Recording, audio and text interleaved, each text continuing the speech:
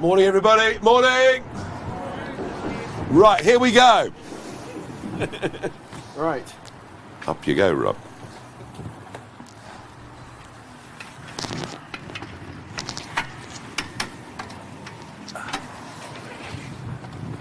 Okay. Yep.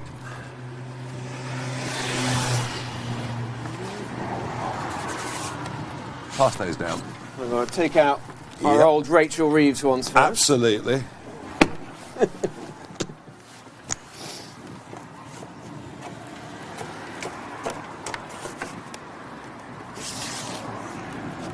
we go.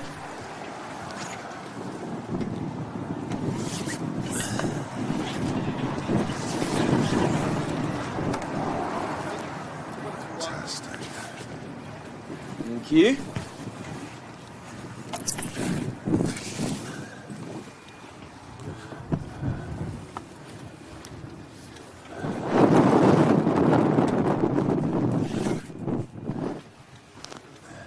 Good. And there we have it. Well done. The reform rate. Job well done.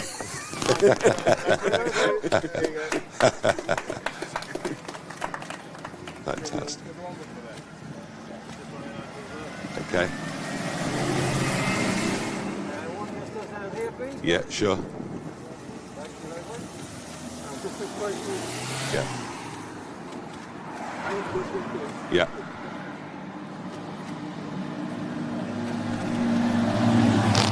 It's a good Right. picture. Very good. Okay. Tony, come, Rob.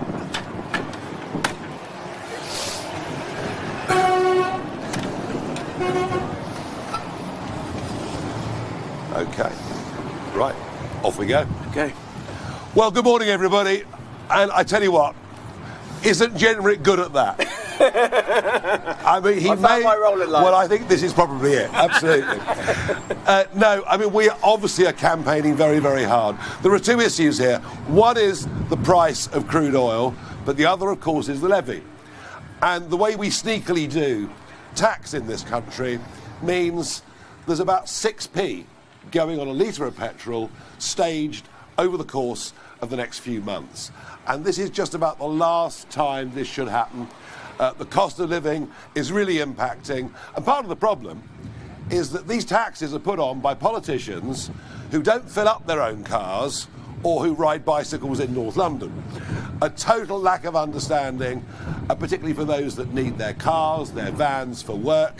And while we're at it, how are we going to pay? How are we going to pay for not increasing taxes? Well, we're going to get rid of lunatic green levies. In particular, I'm thinking about heat pump subsidies. I could take you to Jaywick in my constituency, where a couple of £1 million of public money was spent putting heat pumps on houses on the front that are wooden constructs. And you know what? The heat pumps don't work at all. The same will apply to any levies, any subsidies going towards EVs. And while we're at it, the Energy Profits Levy, even the Financial Times today, suggesting that if that was removed, an extra $50 billion worth of investment would go into the North Sea, with all of the jobs that go with it. And when the government argue that, well, it wouldn't make any difference if we produced our own oil and gas in Britain, oh yes it would. Those companies would employ people, those companies would pay tax, and whilst oil may be a global market, gas is not. Gas is not. And I met over the weekend, I met with the US administration, particularly in the energy sector, and they were explaining to me that even within America, gas prices change. So there are massive opportunities here, and yet the country is down to 2 days' supply of gas. If we get a windless April, the lights could go out in large parts of Britain. So whichever way you look at this, all the way through, from taxing the motorist, from taxing the commercial vehicle, through to being self-sufficient as much as we can in oil and gas, the idiotic policies started by the Conservatives are now being made even worse by Ed Miliband and Rachel Reeves, are hurting ordinary people. Rob? Yeah, well, Nigel, we're here in Derbyshire to send a very strong message to Rachel Reeves that we want her to postpone, to cancel the increase in fuel duty that she has planned for later this year. I've asked her twice now in the House of Commons in the last week, and she has refused to do that. People are hard up across the country at the moment. They see the cost of groceries in the supermarkets going up, their energy bills going through the roof, and the cost of filling up at the pump getting higher and higher. They were going to be feeling that before the war, they're sadly going to feel it after the war. This is the worst possible moment for Rachel Reeves to be hiking fuel duty. So what we're saying is we're going to fight it every step of the way.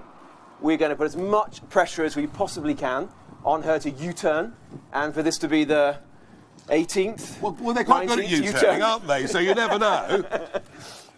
And if she doesn't do it, we're being very clear that if there's a reform government, our first budget will bring down the cost of fuel by taking at least 5p off the cost of fuel every time you fill up.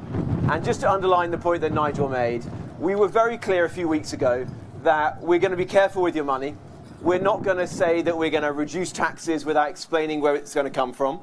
And so today we're announcing £13 billion of savings from Ed Miliband's department, scrapping a lot of the net zero madness that is impoverishing people, deindustrialising our country right now. Three things in particular. We're going to get rid of the grants for heat pumps. They're 3 times more expensive than a normal boiler. They're more expensive to run. They're not popular. They're £7,500 of grants. And would you believe it? More than half of the grants are going to households that earn more than £52,000 a year. So some of the lowest earning people in the country are paying for better off people to have them. Secondly, we're going to get rid of the billions of pounds that Ed Miliband wants to spend on carbon capture and storage. Remember, we're only 0.8% of the world's emissions, and this technology, which is unproven, may not even work, is going to take out 1% of 0.8%. And that will save us tens of billions of pounds in the years ahead. And lastly, we're announcing today that we're going to scrap the grant that goes for new electric vehicles.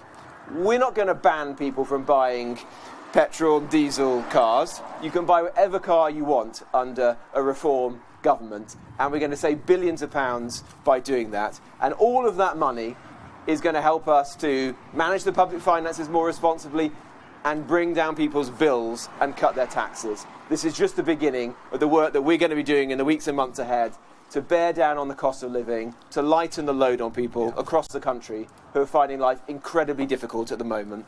Reform is on your side, and a reform government is going to bring down your bills. Yeah, and thank you to our host today. Cheapest fuel in the country. Come on, roll up, roll up. Well done, Rob. Well done. So we'll do a huddle over. What's the photograph? That's all, yeah. Just bash it. Where do you want us? You just both on. You can't both go on that. No, I was going to put you on it just for one shot. Right, okay. Fine. And then face me. Guys, come back. I'll get the shot and I'll get other ones. Robert, take one step back.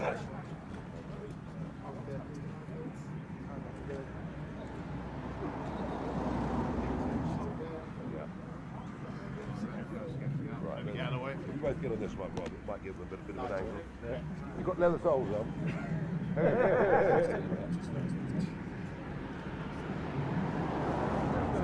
I'll just jump in and get that shot once you both. Nigel? But I think they'll use one of that. Nigel, we're going to do a Q&A on that. Yes, no, fine. So is everyone going to come up?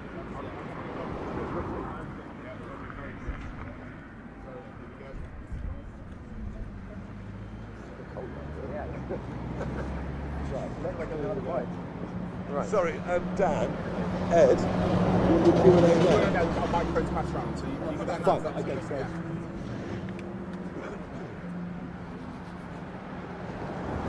Righty-ho, Q&A. Hello. Hi, Nigel. Good morning. Good morning, Beth Ruby from Sky News. I've got 2 questions, if I may. The first one is that the country is clearly racked with anxiety over the Iran war, and Reform can't get a consistent position. Robert, you said you didn't think it was necessary.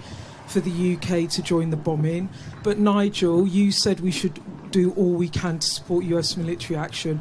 Richard Tice said reform would use the RAF to bomb Iran. And Andrew Jenkins says don't rule anything out. Keeping British people safe and secure is any government's number one priority. But if you can't even agree a position amongst the leadership, how do you expect people to trust your national security? Well, I tell you what, given that we can't even send a Royal Naval vessel to defend British sovereign territory at an RAF base, we certainly don't have the capability to offer anything of any value to the Americans or the Israelis. So defending the base, recognising the catastrophe that is now the Royal Navy, and by the way, President Macron is really, frankly, showing the humiliating state that we've sunk to today with his very decisive actions and his intention to help clear the Straits of Hormuz. And the other point is protecting British citizens. I think so far the government have hired one charter plane, and even that broke down and was 24 hours late. So yes, we should never, ever, ever have said no to the Americans using the bases, particularly Diego Garcia. And interestingly, Mauritius have been very, very clear they would not have allowed that base to be used at all.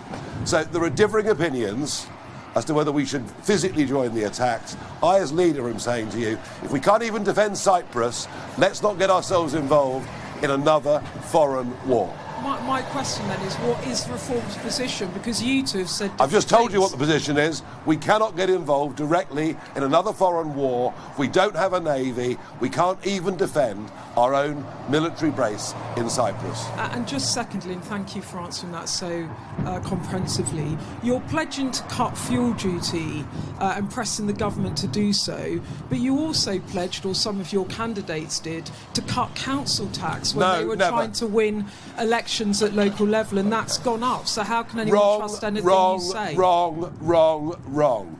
Never once last year in the county campaign, including here in Derbyshire, did I ever say that we cut council. Some of your candidates did. No, they haven't. They've put it up. No. Our literature. I'll check what the people in Kent said, because they're putting it up. You can listen if you want to, or we can jack it in now. It's entirely up to listening. you. We sent out literature with national messaging, which said end net zero appropriately, stop the boats and cut taxes. That was national messaging. On individual county messaging, we said nothing of the kind. Only one party last year campaigned in the locals saying they would cut council tax, and they're called the Conservative Party. In the 3 counties they won, they've increased council tax by 4.99% in every one. In 3 of the Reform-led councils, we've actually risen council tax less than the rate of inflation, which is effectively a cut. But never once. And I can assure you, I met all of our candidates. I travelled extensively around the country for a month. Never once did we promise we'd cut council tax. What we said is we'd cut expenditure, and we've made at least £300 million of savings already, and that is why our council tax rises are lower than the other parties. Thank you. Hi there, it's George Roberts from the BBC in the East Midlands. Nigel Farage, you've been made supportive noises of President Trump, American actions going into this war in Iran. You've come to a place today where a third of people in this constituency rely on oil to heat their homes. The President said that rising prices are a small price to pay for victory in Iran. People here have seen prices almost double, sometimes over that, to heat their homes. So is your message to them that that's a small price to pay? And also, just to follow up on council tax, Reform are in control here. They have just put up council tax for people in Derbyshire by pretty much the maximum amount. Lots of people have told us that they're incredibly disappointed in that, particularly when it comes to pledges on the DOGE agenda, the efficiency agenda. There may not have been explicit pledges to cut council tax, but what there was a pledge to make things more efficient in order to bring bills down. They've not seen that. So what's your message to them? Thank you. Well, across all the different councils, some have made bigger efficiencies than others. But, you know, when you go in, you don't know exactly what you're going to inherit. And also, you know, cutting things often can't be done overnight. So my message to the people of Derbyshire would be patient. We've managed it in other counties, and we will manage it here. In terms of some of these fuel debates are fascinating. You know, at 9 o'clock yesterday morning, the price of heating oil was very different to what it was at 6 o'clock yesterday evening. You might have noticed the spot price of crude rocketed to nearly $120 a barrel, came down to $84 a barrel. If the Straits of Hormuz are cleared, I accept that's an if the Straits of Hormuz are cleared, oil will be back into the low 80s and heating oil will be similar. But I get your point. Rural Britain feels under attack. Rural Britain needs cars. Rural Britain comes to petrol stations like this and they feel they're being hit in every single way. So we've got enormous sympathy for people in that position. You know, America and Israel were going to attack Iran, whatever we said or did. I think it was a massive mistake with our major NATO ally and with a country without which we're defenceless to initially prevent the Americans from using our bases. So in that way, I absolutely wanted us to be supportive. All we've seen from the Prime Minister is dither, U-turns, not knowing where he stands. And I can only guess it's because Morgan McSweeney is gone. There's no one telling him what to do.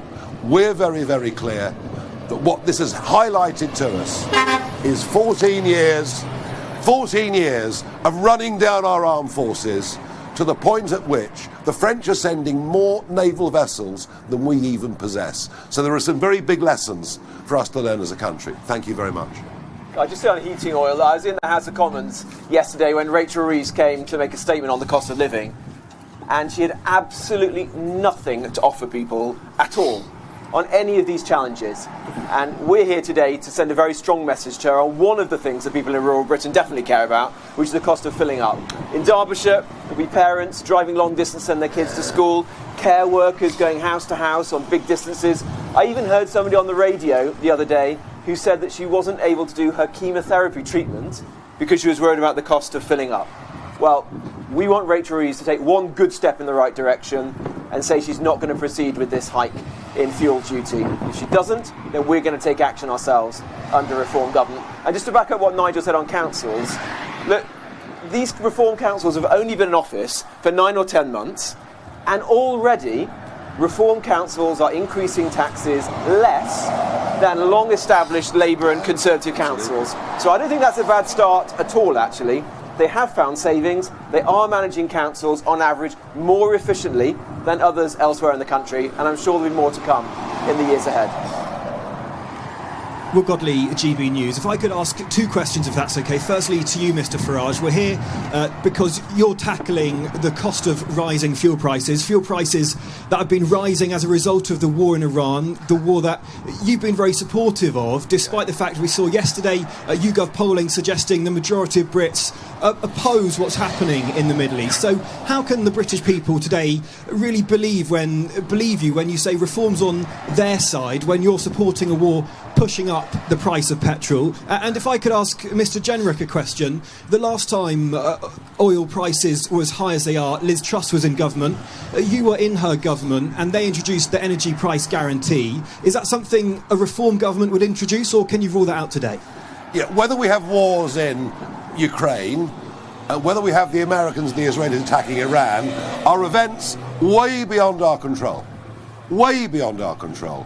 What is within our control is to produce the oil and gas that we need in this country, not to be reliant upon it coming in from the rest of the world, not to subsidise renewables, to give us the most expensive industrial energy prices in the world, and consumers who've been paying almost a 20% premium on their annual electricity bills directly as a result of government policy, with no one telling them the truth. There are two issues here. One is the price of oil. We can't control that. What we're talking about is the duty that government puts on top. And it's gone far enough. And the stealth rises that are planned by Reeves, nearly 6p over the course of the next 8 months, we are saying, hard up Britain, cost of living crisis Britain, cannot afford it, and we're going to campaign hard from this day for the Chancellor to drop that. And you know what? We won a big victory against the government last month. We've won 4.6 million people the right to vote on May the 7th, and we'll win this battle too. Very good. Well, look, we don't know how long this war is going to last. We want it to end as soon as possible. Nigel's been very clear on that. It is making people harder up here in our own country, and that's what matters to us. Reform is a party for working people, and our first duty and priority is to them. Look, we've given our marching orders to Rachel Reeves. She could come to Parliament, say she's not hiking fuel duty. We said scrap these green levies and taxes to make it cheaper, and do the sensible thing, end the net zero madness by stopping the ban on North Sea oil and gas. That's what she needs to tell Ed Miliband. Those are good things that she could start by doing. If we need to do more, well, let's see what happens in the future. But people can know one thing about this Reform Party. It's that we're always going to be on the side of working people, and we're going to be doing everything we can to bring their bills down in the months ahead. One thing I will promise you, and the whole of Westminster will disagree with this, because they don't understand it. Well, to be frank, they don't understand very much. But if we fracked onshore, if we developed the North Sea properly, if we developed our own gas, we would have much cheaper gas than so-called global markets. That is a myth that you hear from Labour, Liberal Democrat, the Conservatives. They don't understand the commodity markets. As I said, I was in America at the weekend, and I learned that actually gas is much cheaper in Texas than it is in Florida. Producing our own gas would reduce everybody's electricity bills significantly. Richard Marsden, Daily Mail. Can I ask you both two questions, please? So, one, earlier on you mentioned, Mr Farage, about there will be no ban on petrol or diesel cars. So, do you mean there will be that the ban that's due to come in will entirely go, or do you mean it'll be delayed, as was the Conservatives' policy? Question number two, in relation to Iran, you obviously say we can't intervene naval-wise, we can't intervene in the air, but we could be asked, if America wanted, to intervene in terms of providing boots on the ground or special forces. Do you have any comment on whether a reform government would provide soldiers to help? What soldiers? What soldiers? We haven't got any soldiers. We've run the army, the air force and the navy down to almost nothing. And it happened under 14 years of Conservative government, the party historically that you would have said actually stood up for armed forces and armed forces soldiers. And I was really shocked today to see that your newspaper and other newspapers revealed that now 242 former members of our special forces are under investigation as part of this witch hunt against British veterans. It is absolutely disgusting. And of course our Prime Minister, along with Phil Shiner, played his role in all of that. I think this must be the least patriotic government we've ever had in our lifetimes. So we don't have the soldiers anyway. Even if we did, I would say it's no to boots on the ground, all right? We've done more than enough in Afghanistan, in Iraq, over the years. I do believe that the Americans and the Israelis will succeed in completely removing the nuclear threat from this very, very dangerous regime. And you know something? If they achieve that, that'll be a very, very good thing for the world, in my view. Very good. And on the electric vehicle mandate, Richard Tice did a speech in Birmingham a few weeks ago, you may have seen that, where he was very clear that we're going to scrap the mandate. Completely. And Richard, incidentally, was way ahead of this issue when it was fashionable to be parroting this. He was saying that it was crazy. It's incredibly harmful to our economy and to car manufacturers here in the UK. So we're going to scrap it entirely, and that's why we don't need these very expensive electric vehicle grants, which are going to cost us billions of pounds in the years ahead. And you know what? Of the 40 cars that are eligible to be bought on the electric vehicle grant, only one is assembled in the UK. So billions of pounds are being spent to prop up car manufacturers elsewhere in the world. Middle-class jobs in the UK being lost for middle-class jobs in the likes of China. That is what reform is going to bring an end to, the net zero madness, and enable people just to buy whatever car they want. The war on the motorist will be over. Yeah, and it is the Conservative Party that started it. So when Kemi gets up with the dispatch box and she says, isn't this terrible? All these jobs at Luton were lost this morning because of your EV mandates. And all Starmer can say is, no, they were your EV mandates. A collective madness came over the political class, and we're going to end that. Sir. Good morning, George Ike from LBC. First of all, if I can ask you, is this policy really about reducing the cost of fuel to be on the side of alarm clock Britain, as you put it, or is it actually about rolling back on climate policies and green pledges? And secondly, President Trump has threatened Iran with death, fire and fury if they stop the flow of oil, and they'd be hit 20 times harder than they have been yet. Would a reform government agree with that stance? We have to have the Straits of Hormuz opened. It can be done. There's going to be I believe what will happen. We did it in 1917 quite successfully with the convoy system. This, of course, is much more sophisticated because, you know, Iran have got ballistic missiles. Provided they can take out the midget submarine threat, I believe we will get oil flowing through Hormuz and get it flowing pretty quickly. And yes, we saw a sharp spike overnight the oil price, but by the end of the day, it had fallen significantly. The answer to your question is very simple. The way we pay for this, and the way we pay for other tax cuts, is by getting rid of a ruinous climate agenda.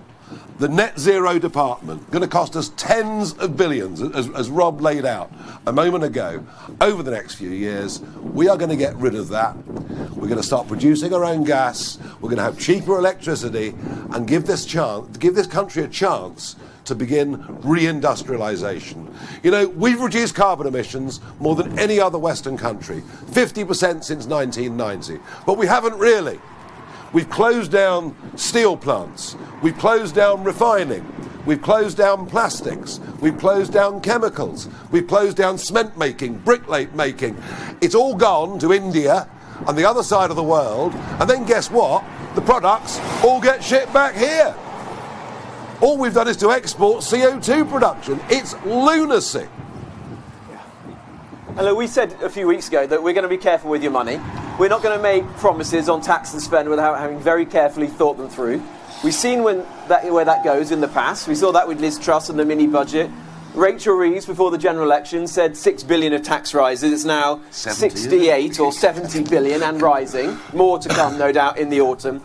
A reform government isn't going to behave like that. We're going to stop all this waste, spraying around money on things that don't matter to working people in this country.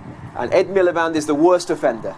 So we're going to stop the madness on net zero and use that money to do what you, the British people, actually want. Bring down your bills, bring down your taxes. Hello. John Walker from The Express. Nigel, President Trump has said that he thinks this war could be over soon. It's hard to know sometimes what the President is planning to do, but would you urge him to declare victory and end this war soon? And Robert, can I ask you a question about the car industry? You'll know that British-based car makers have been encouraged by this government to switch to electric cars, and they've had the problem is that people don't want to buy them, which is why the government's introducing subsidies. But if you change policy now, it's going to cause them some problems. Are you going to offer them any help and support to switch their strategies back again? Well, if I could perhaps answer that. Well, firstly, look, the British car manufacturing industry is on its knees right now because it's got incredibly expensive industrial energy prices, 3, 4, 5 times higher than the United States, because we're seeing thousands of electric vehicles and other cars imported from China. We're one of the few countries that doesn't have any tariffs in that respect. We want to help those industries, and we're going to do it by encouraging people to buy British. How crazy is it that the Motability scheme, whereby the taxpayer funds thousands and thousands of cars, so many of them are coming from China. They're not assembled in the UK. Let's make sure those cars are actually assembled in the UK. So we're going to back the British car manufacturing industry, but we're going to allow a free market. People can choose what car they want. We're not going to create a false market where people have been given grants of 3,750 quid to buy a car that they might not actually want. And people on low incomes, invariably, are the ones who are paying that, so people who can afford it can go and buy the car that they want. That's not right. We all want the war over quickly, including President Trump. Politically, it's vital for him that it's over pretty quickly. But having started it, Israel and America having started it, they must remove the nuclear threat. If they don't do that, they would have failed. Yeah, Daniel Martin from the Daily Telegraph. Can you just clear up? There's some reports in the FT that your relationship with President Trump has cooled a bit because you didn't meet him at Mar-a-Lago last week. Do you know what? Journalists speculate about all sorts of things, and I wouldn't want to rob you of a living. So you can go on speculating about my relationship with President Trump. That's just fine. Look, he's a friend of mine. I agree with many things that he does. I don't agree with other things that he does. His style is not to the liking of many British people. But we should recognise we're lucky to have an American president that actually likes us. And I think Ed Davies' idea that the King should cancel the visit to America is a really immature and stupid idea. We've had our ups and downs with America over the years. We'll have them in the years to come. My worry right now is that America as a whole is losing respect for us. And frankly, if it's going to take 2 weeks for HMS Dragon to get to Cyprus, I think the rest of the world is losing respect for us.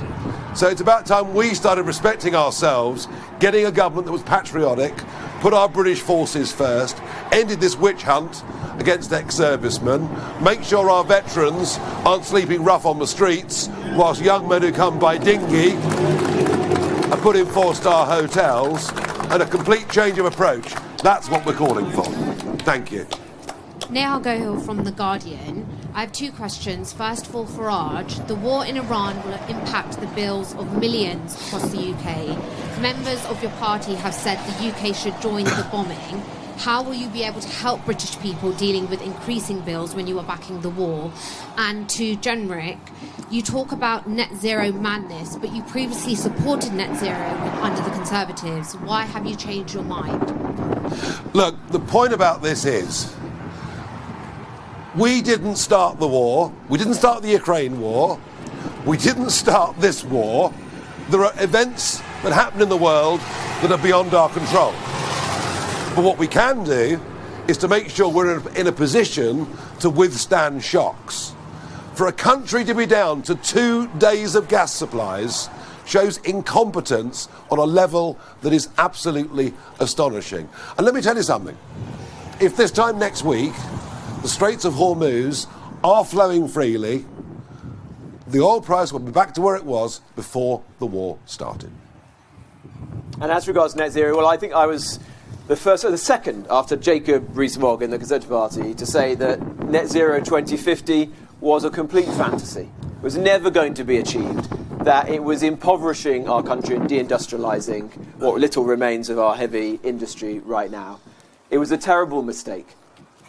Putting that into law without even a vote in Parliament. I mean, there was more of a debate on banning plastic straws than there was on the biggest change to our economy since the Industrial Revolution. It was a huge mistake, and all of us who are involved in that should appreciate it. What we've got to do now is move forward and have a sensible policy as a country, and that's what we're going to do with the Reform government. Yeah. And you know, Reform are very willing to accept sinners that repent of their previous ills. And with that, we'll end the press conference. Thank you. Thank you.